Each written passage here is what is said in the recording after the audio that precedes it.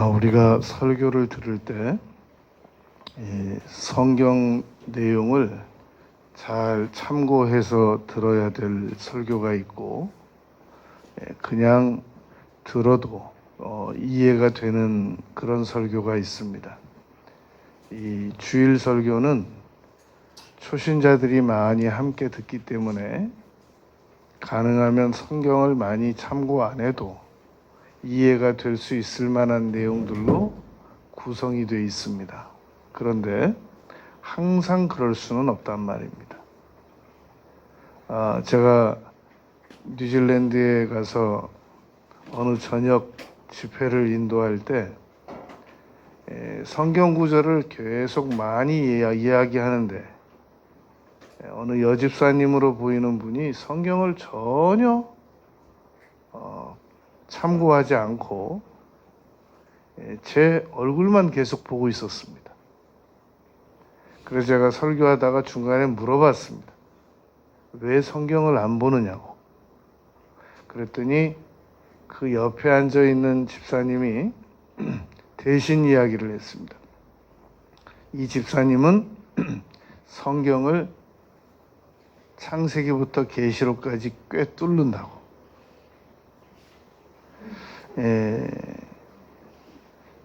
여러분, 목회자들은 그런 말을 믿지 않습니다. 그런 말들은 일반 성도님들에게나 통하는 얘기지, 전문 목회자들에게는 그런 말이 통하지를 않습니다. 그것은 그렇게 소개한 분도 잘못된 분이고, 그렇게 믿고 있는 분도 잘못된 그 자기 확신인 겁니다. 우리가 수학 문제를 왜 꼭 종이에 풀어나가면서 공부를 해야 되느냐 하면은, 오답이 나왔을 때 다시 역추적을 해서 들어가면 이게 써서 공부를 해야 어디서 잘못됐는지를 금방 파악할 수 있단 말입니다. 그런데 수학을 머리로만, 눈으로만 풀어서 공부를 하는 학생이 있다면 그것은 수학 실력이 굉장히 더디 늘거나 전혀 진보가 없거나 그럴 겁니다. 마찬가지로 설교를 들을 때 성경 구절을 할 수 있는 한 쫓아다니면서 다 눈으로 확인하면서 들어야 됩니다. 특별히 오늘과 같은 설교가 그러합니다. 오늘은 우리가 성령 세례에 대해서 이 내용을 다룰 것입니다. 중요한 내용이고 논란도 아주 많은 그런 주제이니만큼 잘 따라오시면서 들어주시면 감사하겠습니다. 대부분 성령 세례를 논하려면은 누가가 쓴 누가복음과 누가가 쓴 사도행전에서 이 성령 세례를 다루게 됩니다. 요한복음을 쓴 요한이 성령 세례를 다루었을 것이다 라고 하는 내용은 많은 분들이 잘 미처 생각을 못하는 경향이 있습니다. 요한복음은 사복음서 중에 한 권입니다만 마태, 마가, 누가 요한복음을 공관복음이라고 하고 사복음서 중에서 요한복음을 또 신성복음으로 분리를 해내는 이유는 그만큼 요한복음은 사복음서 중에도 아주 특별히 중요한 내용입니다. 요한복음에는 마태, 마가, 누가복음에는 없는 오병이어의 이적은 겹칩니다만 7 이적만 모아놓은 책입니다. 그리고 이 21장에서 끝이 납니다만 20장 끝절과 그 전절에 보면 이 성경을 통해서, 이 글을 통해서, 이 요한복음을 통해서 꼭 전하려고 하는 내용은 그리스도가 누구신지 알게 하려 합니다 라고 요한은 이 요한복음의 기록 목적을 기록해 두었단 말입니다. 그렇게 중요한 요한복음이 시작부터 1장부터 성령 세례를 다루고 있다는 거. 이것은 아주 중요한 이 성령 세례에 대한 단서가 아닐 수가 없습니다. 세례 요한은 1장 26절에서 나는 물로 너희들에게 세례를 줄 수 있는 자격이 있다 라고 말했습니다. 그러나 내 뒤에 오시는 오늘 본문 말씀 1장 33절입니다. 나도 그를 알지 못하였으나, 세례 요한이 예수님을 알지 못했을 때 내용을 기록한 내용입니다. 나를 보내어 물로 세례를 베풀라 하신 그이가, 세례 요한이 자기 스스로 물 세례를 베풀 수 있는 자격이 있었던 것이 아니라 예수님께로부터 그 자격을 부여받았단 말입니다. 물 세례를 베풀라. 그이가 나에게 말씀하시되 성령이 내려서 누구 위에든지 머무는 것을 보거든. 그러니까 지금 세례 요한이 성령에 대해서 말씀하고 있는 겁니다. 성령이 메시아 위에, 예수님 위에 머무는 것을 보거든. 얼마나 예수님에 대해서 소개할 말이 많은데 놀라운 기록 말씀입니다. 그가 곧 성령으로 세례를 베푸는 이인 줄 알라.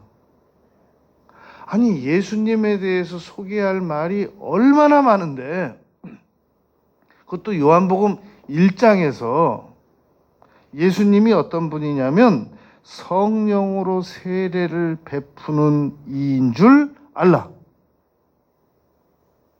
우리가 이러한 요한복음 1장의 말씀을 통해서 알 수 있는 것은 성령 세례가 얼마나 중요한 것인가를 알게 하는 내용이란 말입니다. 여러분, 누구도 자신의 인생이 만일 60분만 남았다라고 한다면 그 60분을 쇼핑을 하러 다니거나 의미 없는 잡지를 읽는다거나 심지어는 자기가 맛있어하는 음식 한 상 차려 나오기를 기다리는 일에 쓰거나 자기의 물질을 어떻게 하면 더 많이 확대시킬 수 있을까를 연구하거나 그런 일에 쓰지는 않을 겁니다. 만일 나의 인생이 60분이 남았다면 그 60분을 잘 나누어서 정말 내가 60분 후에는 세상을 떠나므로 그 안에 반드시 해야 되는 일만 잘 사용하고 그리고 세상을 떠날 겁니다. 그런데 우리가 남은 생애 동안 60분보다는 더 많은 세월이 남았다고 생각을 하기 때문에 지금 우리가 여유 있게 살아가고 있는 겁니다. 60분이 더 남았든 60분밖에 안 남았든 우리가 남은 인생을 정말 효율적으로 살아가려면 성령님의 도우심을 받아야 됩니다. 그러지 아니하고는 불가능합니다. 마태복음 3장에 보면 이 예수님에 대한 내용이 기록되어 있는데 그 마태복음 3장에서도 내 뒤에 오시는 이는 성령으로 세례를 주시는 분이시다 라고 3장에 기록이 되어 있습니다. 그러므로 예수님께서는 그냥 예수님에게 여러분 물세례 받은 사람이 기록이 누가 있을까요? 바울 사도도 자기가 세례 많이 주지 아니한 것을 다행스럽게 생각한다고 그랬는데 그러면 왜 세례 주는 일을 그렇게 중요하게 생각하지 않았겠느냐는 겁니다. 세례보다 더 중요한 게 있는데 그게 바로 성령 세례이기 때문에 그러하단 말입니다. 여러분, 제가 이제 작년에 미국 다녀올 때 계획을 세웠습니다. 미국 애틀란타 갈 때 보통 13시간 걸리니까 제가 아무리 비행기 안에서 이 시간을 많이 낸다고 해도 7시간 이상 내기는 어려울 거란 말입니다. 왜냐하면 지치고 잠도 오고 그러니까, 또 가는 동안에 또 밥도 먹고 주고 그러니까 7시간 이상 확보하기가 어려웠습니다. 그런데 또 보통 목회자들은 이 비행기를 타면 책 읽는 걸 즐겨 합니다. 봐야 될 책은 늘 밀려 있기 때문에. 그런데 제가 작년에 미국 가면서 계획을 세웠습니다. 이번에는 가는 동안 어떤 일이 있어도 내가 7시간 동안 방언으로만 기도를 드리겠다. 그리고 오는 비행기에서도 7시간 동안 방언으로만 기도를 드리겠다. 그리고 가서 머무는 동안 2박 3일 동안 계속 일정을 소화해야 되는데 그 기간 동안에도 7시간 동안 방언으로만 기도를 드리겠다. 방언으로만, 우리말로 드리는 기도 말고 방언으로만 계획을 세웠습니다. 가는 동안에 7시간을 계속 방언으로 기도를 드리려고 하니까 막 그 좁은 의자에서 눕지도 못하고 계속 앉아서 기도를 드리다 보니까 허리가 정말 끊어지듯이 아프더라고요. 목표를 세웠으니까 7시간을 채웠습니다. 그리고 이제 애틀란타에 내려서 2박 3일 동안, 여러분 외국 나가면 얼마나 바쁩니까? 일정도 많고. 그런데 호텔에 가면 이게 또 기도가 안 될 것 같아요. 잠자기가 쉬울 것 같더란 말입니다. 그래서 그 친구 목사님 담임하는 교회에 부탁을 했습니다.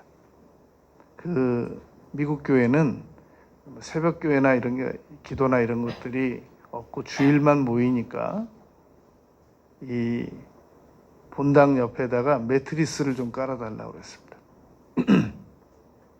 불편하죠. 왜냐하면 일단 그 목사님이 불편하죠. 왜냐하면 자기는 사택에서 자고 편히, 저는 예배당에서 이것도 2박 3일 동안 있겠다니까 얼마나 불편하겠습니까? 제가 또 그 예배당 가서 2박 3일 동안 기도하면서 잔다 그러니까 그거 막 옆에서 그 보기만 해도 듣기만 해도 불편하게 느끼는 그 아는 선배 목사님 한 명이 그러더라고요. 자기가 모텔비 내줄 테니까 제발 그 모텔 가라고. 아니, 기도 드려야 된다. 그 모텔은 기도가 아주 많이 쌓인 모텔이라고. 거기 가서 자라고. 그래서 그 거절하는 거 얼마나 어려운지 몰라요.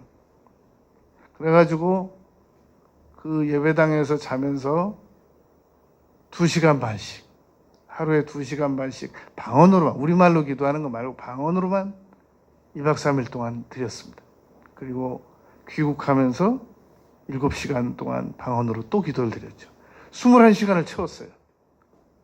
제가 처음 청년 때 성령 세례 받고 방언으로 기도 드릴 때, 그 방언 받은 날 철야 기도하다 받았는데, 그날 아침에 제가 집으로 갈 때 구름 위를 걷는 줄 알았어요. 얼마나 기쁘고, 환경은 다 그대로인데 새롭게 보이고, 그때 그 충격은 이루어 말할 수가 없습니다. 그런데 그때만큼은 아닌데 21시간 동안 연속 한 주간 동안 방언으로만 기도를 드렸더니 귀국해서 한 일주일 동안 얼마나 기뻤는지 모릅니다.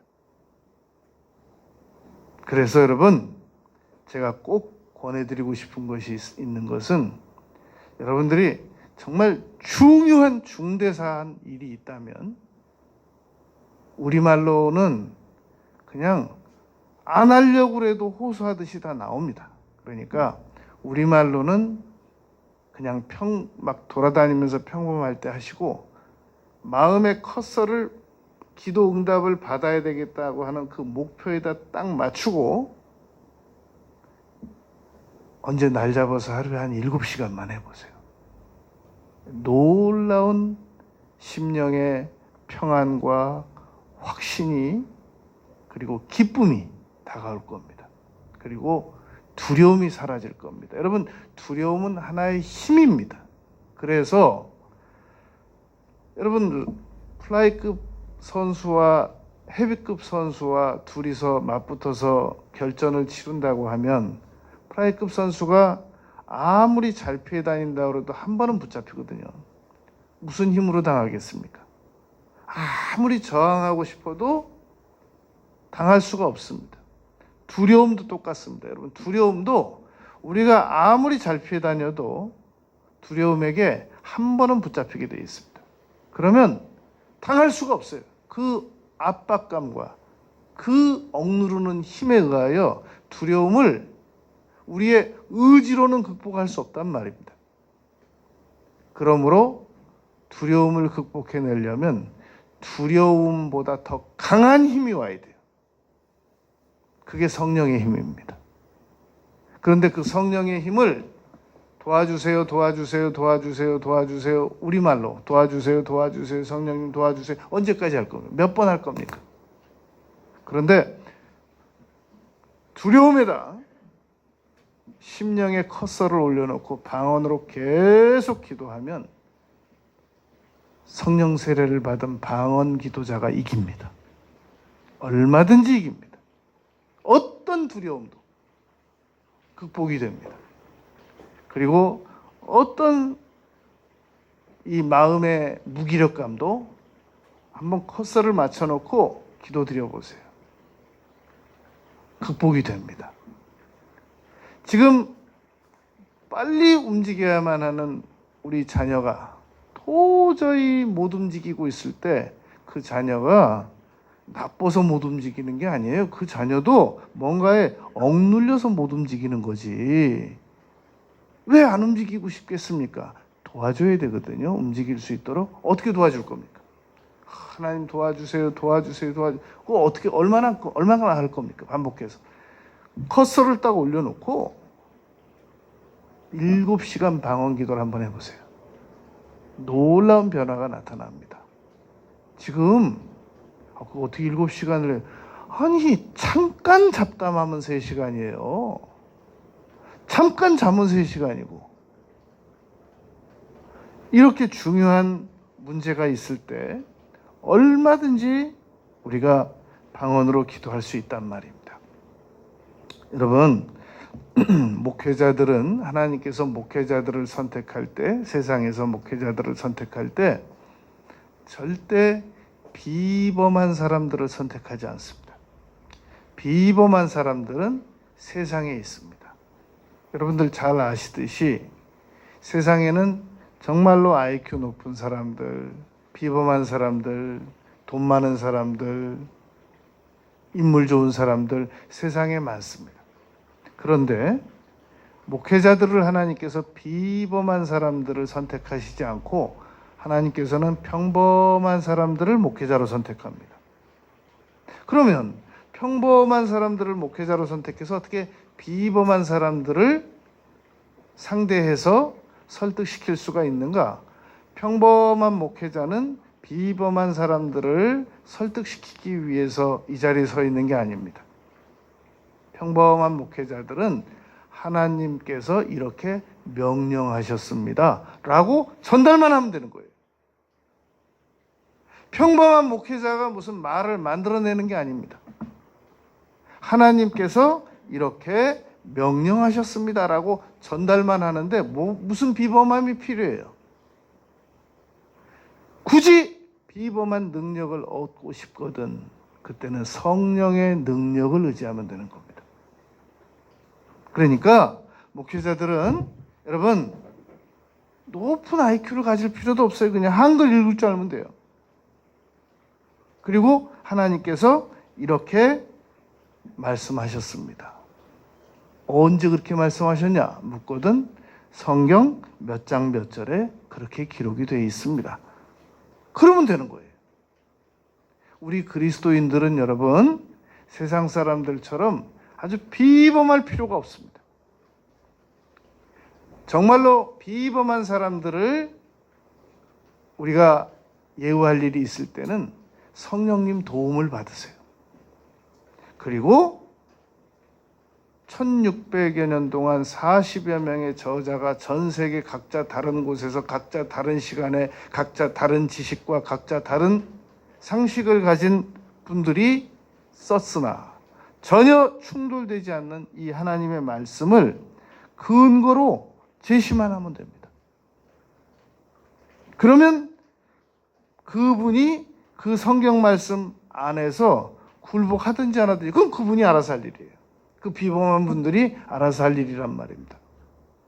우리 하나님께서 우리 그리스도인들에게 명령하신 것은 사도를 통해서 명령하셨습니다. 너희는 세상의 비범한 사람들을 상대하기 위하여 비범해지라 그러지 않으셨습니다. 에베소서 5장 18절에서 오직 다른 말 오직이라 언제든지 성경 읽다가 오직이라는 말이 나오면 다른 방법은 없다 그 말입니다. 다른 길은 없다. 오직 성령으로 충만함을 받으라. 그게 여러분 우리 그리스도인들이 해야 될 일인 겁니다. 이제 저희들은 남은 시간 동안 그러면 어떻게 해서 이 성령으로 세례를 받을 수 있느냐? 성령 충만이 먼저냐? 성령 세례가 먼저냐? 바울 사도의 가르침대로는 성령 세례를 받고 그리고 성령의 계속된 충만을 받으라 이렇게 가르치고 있습니다. 그러므로 우리는 남은 시간 동안 성령 세례는 어떻게 받으며 성령 충만은 어떻게 받는가? 그것을 더 다룰 겁니다. 여러분, 성령 세례를 안 받아도 성령 세례 지금부터 잘 들어야 됩니다. 성령 세례를 안 받아도 얼마든지 그리스도인으로서 살아갈 수 있습니다. 왜냐하면 고린도전서 12장 3절에서 성령으로 하지 아니하고는 예수를 주라고 시인할 수 없다라고 바울 사도께서 말씀하셨단 말입니다. 그래서 세상은 크게 두 종류로 세상의 우리 기독교는 크게 두 종류로 나누어집니다. 하나는 예수님을 믿는 순간 성령도 받았다. 중생도 하고 성령도 받았다라는 주장을 하면서 굳게 믿는 분들이 있습니다. 자, 기독교를 크게 둘로 나눴을 때 또 한 부류는 아니다. 중생을 할 때는 성령님에 의하여 중생의 영에 의하여 중생한 것이고 성령 세례는 또 따로 받아야 된다라는 두 번째 단계의 성령 세례론을 말하는 분들이 있습니다. 그러면 제가 이제 성경적으로 증명을 해보겠습니다. 성경에는 성령 세례를 받은 내용이 사도행전 2장의 1절부터 4절까지 기록되어 있습니다. 오순절날 120명의 성도들이 모여서 기도하다가 성령이 임하고 방언으로 기도했다라는 내용이 기록되어 있습니다. 그리고 사도행전 10장에 보면 베드로 사도께서 고넬료 집에 신방을 가서 말씀을 전하는 중에 사도행전 10장 44절 성령이 임하자 그들이 방언도 말했다라고 기록이 되어 있습니다. 그리고 사도행전 19장에 보면 바울 사도께서 에베소에서 온 어느 성도들에게 너희가 믿을 때 성령을 받았느냐라고 물었습니다. 그랬더니 아닙니다. 우리는 물세례 외에는 받은 것이 없고 성령으로 세례를 받는 것은 듣도 보도 못했습니다. 라고 대답을 했단 말입니다. 요 세 본문만 가지면 충분히 성령 세례와 이 물 세례와 증명이 가능합니다. 증명을 해보겠습니다. 여러분, 고넬료는 사도행전 10장 1절 이하를 말씀을 보면 이미 기도와 구제를 많이 해서 오후 3시 천사의 방문까지 받은 사람입니다. 하나님 믿는 사람입니까? 안 믿는 사람입니까? 하나님을 안 믿는 사람에게 어떻게 천사가 방문을 해서 너의 기도와 구제가 상달이 됐다라고 말하면서 지금 시몬 집에 거하고 있는 베드로를 청에다가 그에게 신방을 받으라고 요청을, 명령을, 지시를 하실 수 있었겠습니까? 고넬료가 하나님을 안 믿고 예수님을 안 믿는 사람인데 어떻게 그 일이 가능하겠냔 말입니다. 그러니까 고넬료가 천사의 지시를 따라서 즉시 자기 사환 1명과 2사람을 보내서 베드로에게 보냈더니 베드로는 그날 오후 낮 12시에 옥상에서 기도드리다가 밑에서 누가 사람이 와서 부르니까 내려가서 그들과 함께 고넬료 집에 방문했단 말입니다. 누구도 고넬료는 이미 예수님을 믿는 사람이었다라는 사실을 부인할 수 없습니다. 그런데 그러한 고넬료에게 베드로가 설교하는 중에 성령이 임하고 방언이 임했단 말입니다. 여러분, 예수님 믿음과 동시에 성령이 임하고 방언으로 기도합니까? 먼저 믿고 성령이 임하고 방언으로 기도합니까?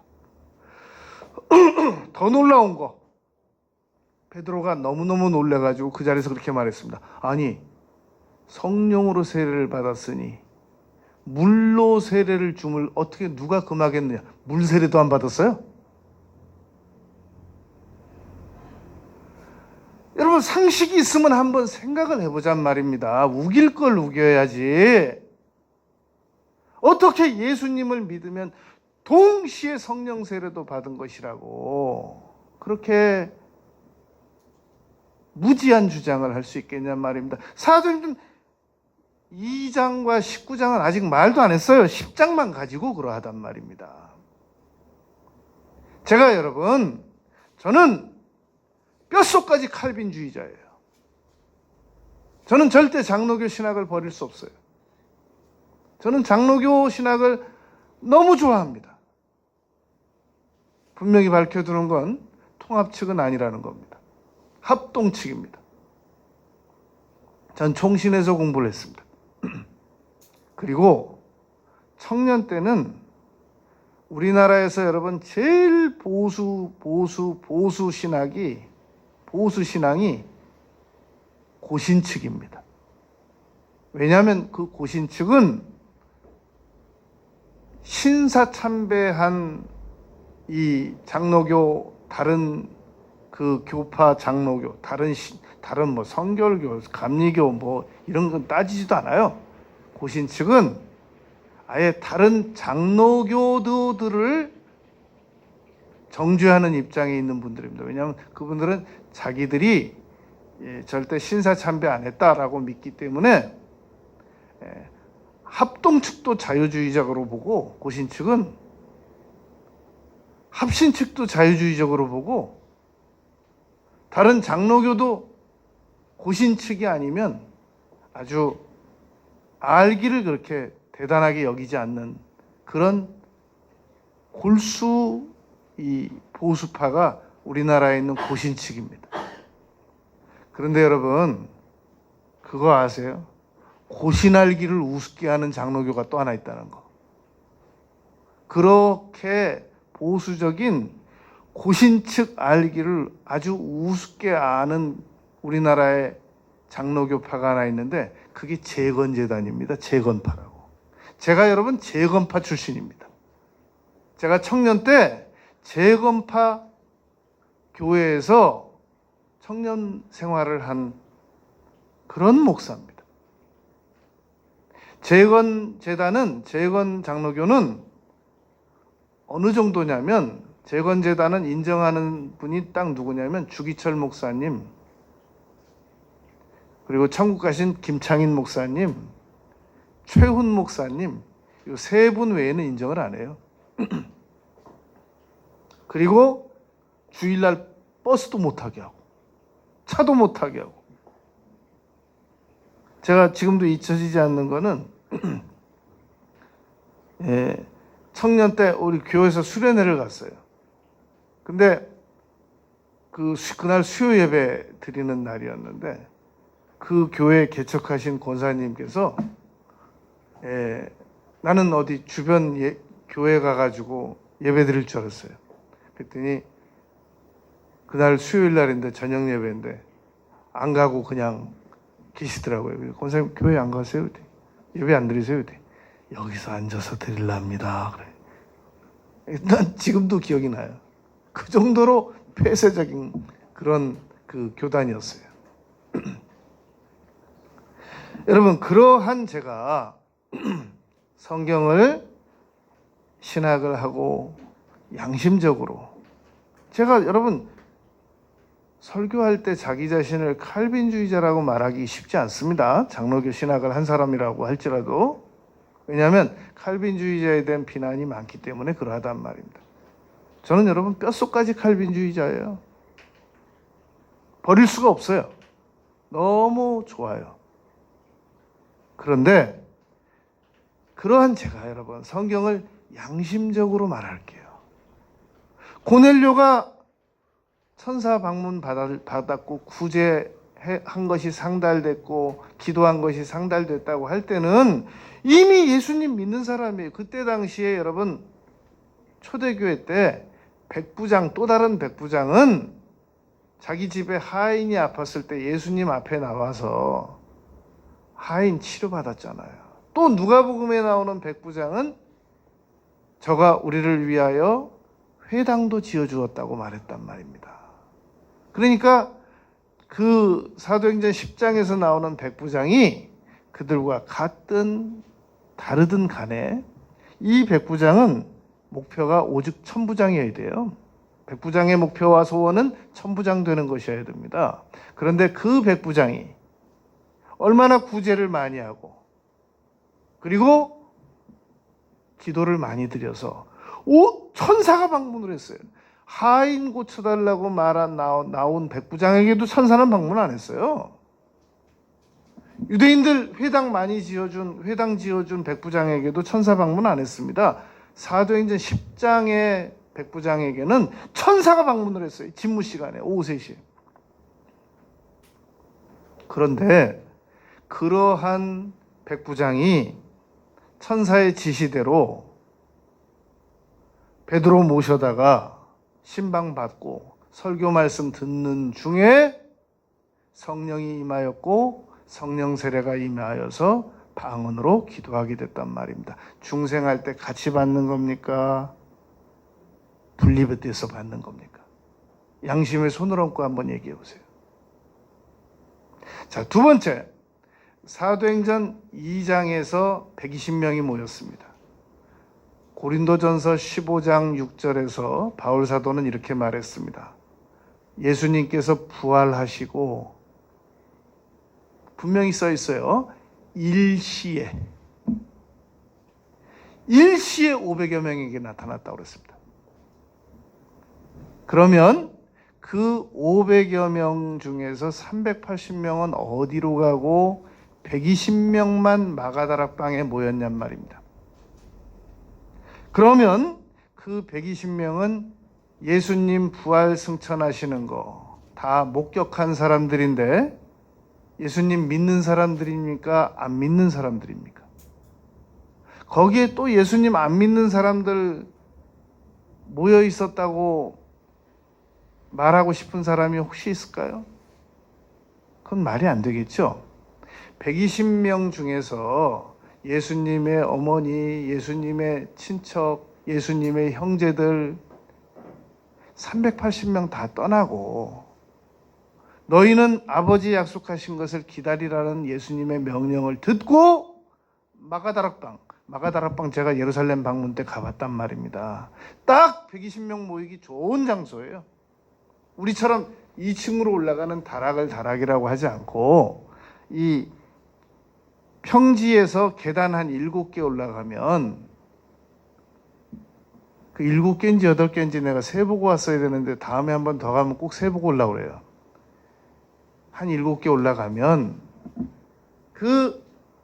이 마가다락방이라고 해서 공간으로 이렇게 모아놨어요. 이렇게 열려 있어요. 다 거기 제가 손 들고 기도하면서 사진도 찍어 왔어요. 거기서 120명이 모여서 기도 드릴 때 이미 예수님 믿는 사람들이 모여서 지금 기도 드리는 거잖아요. 호련히 급하고 강한 소리가 나서 불의 혀 같은 모습이 나타나면서 성령으로 임하고 방언으로 기도했다라고 기록되어 있지 않습니까? 예수님 믿음과 동시에 성령이 임한 것입니까? 믿는 분들이 모여서 기도드릴 때 방언이 임한 것입니까? 2차적인 거란 말입니다. 물론 예수님을 믿는 순간 성령으로 세례를 받는다라고 고린도전서 12장 3절에 기록이 되어 있기 때문에 그 성령 세례는 중생의 영이란 말입니다. 구분 지어야 된단 말입니다. 은사가 임하는, 물론 그러면 질문이 있습니다. 성령 세례가 임하면 꼭 방언을 말해야만 되는 겁니까? 그래서 거기에서 나온 이론이 있습니다. 성령 세례가 임할 때 꼭 방언은 안 하더라도 고린도전서 12장에서 은사에 대한 내용이 기록이 되어 있고 에베소서 4장의 은사에 대한 내용이 기록이 되어 있고 로마서 12장의 은사에 대한 내용이 일부 기록이 되어 있는데 특별히 고린도전서 12장에 있는 9가지 은사 중에 하나가 성령 세례가 임할 때 내린다는 겁니다. 그러니까 꼭 방언 기도 안 해도 성령 세례는 얼마든지 내릴 수 있는 것이다. 좋습니다. 그러면 일단 1차, 2차는 나누어진다는 건 인정하는 겁니까? 인정해야 되겠습니다. 왜냐하면 사도행전 2장에서도 그렇고 10장에서도 그러니까. 그런데 제가 한 가지 바람이 있다면 제발 전 세계적으로 자기가 방언의 은사가 없는 목회자들은 절대로 좀 이 문제 좀 안 다뤘으면 좋겠어요. 자기가 방언의 은사가 없는 목회자들은 제발 이 문제를 이론적으로 안 다뤘으면 좋겠어요. 왜 방언을 은사를 받기 싫어서 안 받은 건 아니겠습니다만 못 받았으면서 성령 세례를 받아가지고 방언으로 기도를 드릴 줄 아는 목사와 그 부분에 대해서 아카데믹한 이 학술적 이론을 겸비한 목사보다 왜 더 많이 아는 척을 하냔 말이에요. 왜? 못하면서 왜 이렇게 많은 책을 써내느냐는 거예요. 왜 그 이론적인 거를, 옳지도 않은 이론을, 그건 욕심이고 자기 컴플렉스를 극복하려고 하는 것밖에, 변명과 합리화를 시키려고 하는 것밖에 안 된단 말입니다. 저는 여러분 우리 설교가 유튜브로 전 세계로 나가는 거 다 알아요. 틀림없이 중생할 때 성령 세례를 같이 받는다고 주장한 목회자님들도 이 설교를 볼 겁니다. 양심의 손을 얹고 한번 생각을 해보세요. 그건 옳지 않단 말입니다. 세 번째, 사도행전 19장에 보면 이 바울 사도가 에베소에서 온 그리스도인들에게 물었단 말입니다. 너희가 믿을 때 성령을 받았느냐? 그랬더니 우리는 성령에 대해서 들어본 적도 없습니다. 그리고는 우리는 물세례는 받은 것으로 이야기를 한단 말입니다. 여러분, 제가 어제도 아주 역사적으로 저명한 우리 복음주의자 어느 미국의 그 교수님이 쓴 책을 제가 잘 읽어봤습니다. 제가 그분 이름을 말하고 싶은데, 조남을 말하고 싶은데, 제가 그분을 참 존경하기 때문에 그분 조남을 말씀 안 드리는 겁니다.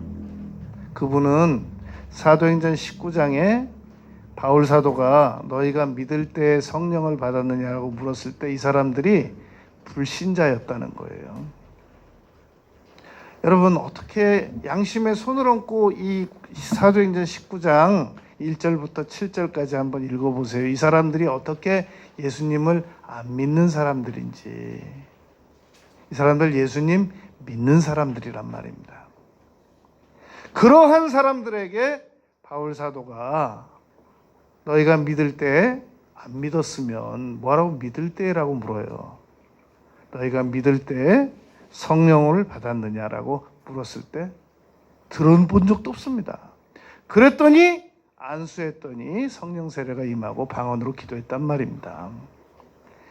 여러분, 사도행전 2장, 사도행전 10장, 사도행전 19장, 8장의 중요한 성령 세례에 대한 내용이 있는데 그건 우리가 지금 우리 주일 설교 시간의 한계로 못 다룹니다. 사도행전 2장, 10장, 19장 분명히 먼저 예수님 믿고 2차적으로 성령 받고 방언으로 기도했습니다. 여러분, 성령 세례를 받고 방언으로 기도를 안 해도 훌륭한 그리스도인들이 많이 있습니다. 예를 들면 빌리그레암 목사님 같은 분들 방언했다는 기록이 없습니다. 그리고 한경직 목사님 방언으로 기도했다는 그런 기록이 없습니다. 그리고 미국의 저 유명한 척 스미스 목사님 방언으로 기도했다는 기록이 없습니다. 헨리 나우엔 방언으로 기도했다는 기록이 없습니다. 많은 훌륭한 그리스도인들이 방언으로 기도했다는 기록이 없습니다. 그럼 그분들은 성령 세례를 안 받아서 그렇겠느냐? 여러분, 다시 한번 분명히 말합니다. 성령 세례 안 받고 방언으로 기도 안 해도 그분들은 얼마든지 훌륭한 인격적인 신앙생활을 하다 가실 수 있습니다. 저는 주기철 목사님이 방언으로 기도했는지 모릅니다. 기록 없습니다. 손양원 목사님이 방언으로 기도했다는 기록이 없어요. 얼마든지 성령 세례 안 받고 방언으로 기도 안 해도 훌륭한 성품을 가질 수 있습니다. 그럼 제가 한번 물어보겠습니다. 공자님은 예수님도 안 믿었고 당연히 방언도 안 받았지만 인격적으로 훌륭합니까? 아니면 안 훌륭합니까? 우리는 여러분 공자님이 만약에 저 문으로 들어오시면 벌떡 다 일어날 겁니다. 그 정도로 인격적으로 훌륭하신 분입니다. 인격적으로 훌륭한 것과 성령 세례 받고 방언으로 기도한 것과는 다르단 말입니다. 그러면 성령 세례를 받은 것의 결정적인 위력이 뭐냔 말입니다. 그 인격적으로 훌륭한 분들은 자신의 인격의 힘만으로도 얼마든지 죄를 안 짓거나 덜 짓고 명예롭게 살아갈 수 있습니다. 그러나 대부분의 사람들은 도저히 성령님의 도우심이 아니면 죄를 이길 수 없습니다. 중독에서 빠져나올 수 없습니다.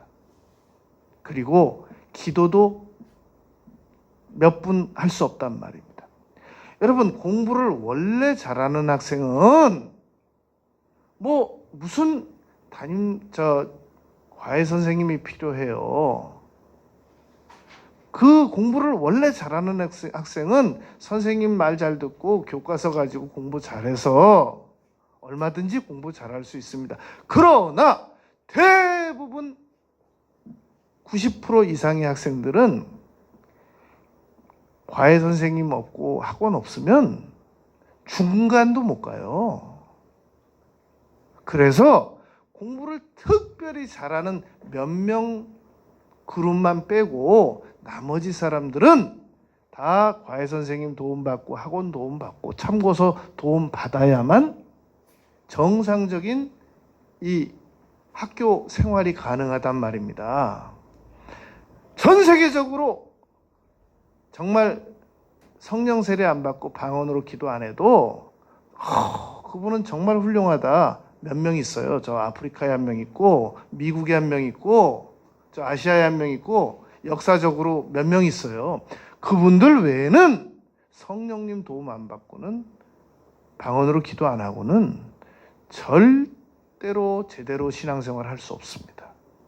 무력합니다. 그러므로 성령의 도우심을 받아야 됩니다. 그래서 성령의 도움을 받고 방언으로 기도하면서 신앙생활하는 분들은 거기서 내친 김에 성령 세례 안 받고 방언 안 받았는데도 인격적으로 훌륭하게 보이는, 인격적으로 훌륭한 게 아니에요. 그렇게 보이는, 전 세계적으로 그렇게 훌륭하게 보이는 그분들이 내적으로 도저히 극복이 안 되는 그 갈등, 갈급함, 그런 것들이 성령을 받고 방언으로 기도한 사람들은 극복이 됩니다. 더 우위적 위치에 있단 말입니다. 왜 그러느냐? 여러분, 세례 요한이 마지막 선지자라고 봐요, 성경에서는. 그런데 그 세례 요한이 성령 받고 방언으로 기도했다는 기록이 없습니다. 마지막 선지자가. 그러면서 예수님께서 말씀하셨습니다. 그 사람보다 성령 받은 우리 그리스도인들이 더 우위적 조건에 있다고 예수님께서 말씀하셨단 말입니다. 놀랍지 않습니까? 여러분, 구약의 선지자들이 얼마나 대단한 분들인데요. 성령 받은 그리스도인들이 더 우위적 조건에 있다는 건 이건 놀라운 주장입니다. 그 정도로 우리 자연인 그리스도인들에게 예수님이 믿어지고 중생이 이루어지고 그 위에 성령 세례가 임하고 방언으로 기도를 드리면 놀라운 능력을 가지고 있는 것이 된단 말입니다. 그런데 그럼 마지막으로 왜 성령 세례도 받고 방언으로 기도할 줄 아는 사람들이 무능력하게 살아가느냐? 이유가 뭐냐? 마태복음 25장에서 한 달란트를 받아서 두려워서 숨겨놓은 사람과 같은 태도를 취하기 때문입니다. 은사를 활용 안 하기 때문에 그러한 겁니다. 이제부터라도 받은 바 은사를 정말로 제대로 사용하기만 하면 세상에 내 안에 이렇게 놀라운 능력이 있었구나 라고 넘치는 그러한 능력이, 자신도 모르는 능력이 나타나게 될 줄 믿습니다. 기도드리겠습니다.